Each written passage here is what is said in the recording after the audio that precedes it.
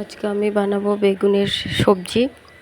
তো বেগুনটাকে আমি গোল গোল কেটে রেখেছি। তো মশলা রেডি করে নিব।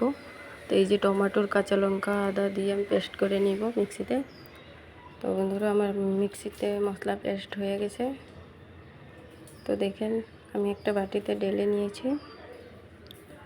তো তার মধ্যে আমি রং গুঁড়া, জিরার গুঁড়া, মরিচের গুঁড়া, ধনিয়ার গুঁড়া দিয়ে দিয়েছি 1 চামচ। তো আমার তেল গরম হয়ে গেছে, আমি বেগুনগুলো ভেজে নিব। তো আমার বেগুনগুলো সবটি দিয়ে নিব, একবারে ভেজে নিব। তো ভাজা হয়ে গেছে। তো তেলের মধ্যে আমি গোটা জিরা আর একটা শুকনো লঙ্কা দিয়ে মশলাটা কষায় নিব। তো মশলাটা কষানো হইতেছে।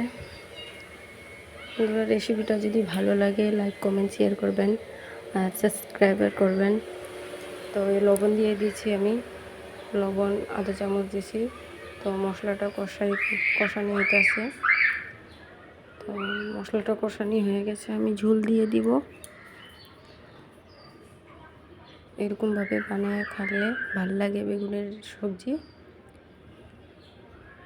তো আমি বেগুনগুলো ঢেলে দিব একটা করে। তো আমি বেগুন সবটি আমি ঢেলে দিয়েছি। তো 5 মিনিট সবজিটা ফুটুক। তারপরে আমি ধনিয়া পাতা কেটে রেখেছিলাম, ধনিয়া পাতাটা ঢেলে দিব।